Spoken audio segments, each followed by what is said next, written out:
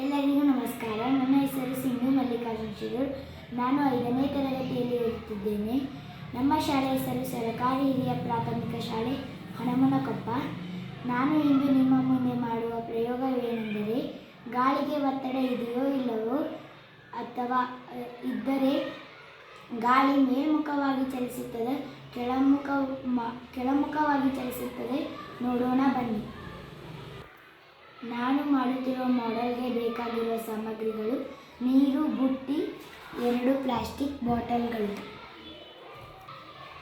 ನಾವು ದೊಡ್ಡ ಆಕಾರದ ಬಾಟಲನ್ನು ತೆಗೆದುಕೊಂಡು ನೀರಿನಲ್ಲಿ ಇಡೋಣ.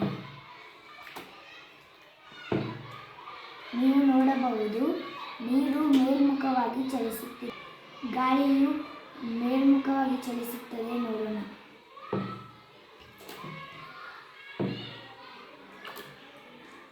ನಾವು ಬಾಟಲನ್ನು ಇಟ್ಟರೂ ಗಾಳಿಯು ಮೇಲ್ಮುಖವಾಗಿ ಚಲಿಸುತ್ತದೆ, ನೀರು ಬಾಟಲ್ ಮುಳುಗುತ್ತಿಲ್ಲ.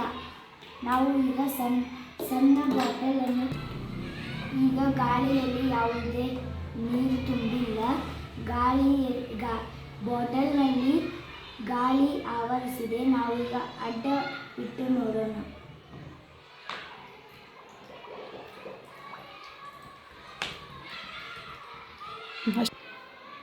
ನಾವು ಈಗ ನೋಡಬಹುದು, ಗಾಳಿಯು ನಿಧಾನವಾಗಿ ಹೊರಗೆ ಹೋಗುತ್ತದೆ, ನೀರು ಅದರ ಜಾಗಕ್ಕೆ ಬಾಟಲ್ ಒಳಗಡೆ ಹೋಗುತ್ತಿದೆ. ಗಾಳಿಯ ಜಾಗದಲ್ಲಿ ನೀರು ತುಂಬಿರುವುದನ್ನು ನಾವು ನೋಡಬಹುದು. ಈಗ ನಾವು ಸಣ್ಣ ಗಾತ್ರದ ಬಾಟಲನ್ನು ತೆಗೆದುಕೊಂಡು ನೋಡೋಣ. ಇದರಲ್ಲಿ ಕೂಡ ನೀರು ಹೋಗುತ್ತಿಲ್ಲ, ಗಾಳಿ ಆವರಿಸಿಕೊಂಡಿದೆ. ನಾವು ಈಗ ಅಡ್ಡವಾಗಿ ಇಟ್ಟು ನೋಡೋಣ. ಇದರಲ್ಲಿ ಗಾಳಿಯು ಮತ್ತೆ ಹೊರಗೆ ಹೋಗಿ ನೀರು ಒಳಗಡೆ ಬರುತ್ತಿದೆ. ಗಾಳಿಯ ಜಾಗದಲ್ಲಿ ನೀರು ತುಂಬಿಕೊಂಡಿದೆ. ಗಾಳಿಯು ಮೇಲ್ಮುಖವಾಗಿ ಮತ್ತು ಕೆಳಮುಖವಾಗಿ ಚಲಿಸುತ್ತದೆ.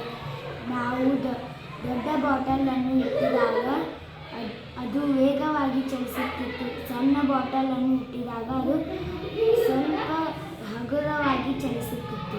ಆವಾಗ ಒತ್ತಡ ಜಾಸ್ತಿ ಇತ್ತು, ಈಗ ಸ್ವಲ್ಪ ಕಡಿಮೆ ಪ್ರಮಾಣದಲ್ಲಿ ಇತ್ತು.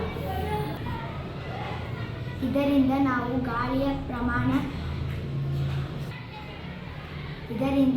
ಗಾಳಿಯ ಒತ್ತಡದ ಪ್ರಮಾಣ ಹೆಚ್ಚು ಇದೆ, ಕಡಿಮೆ ಇದೆ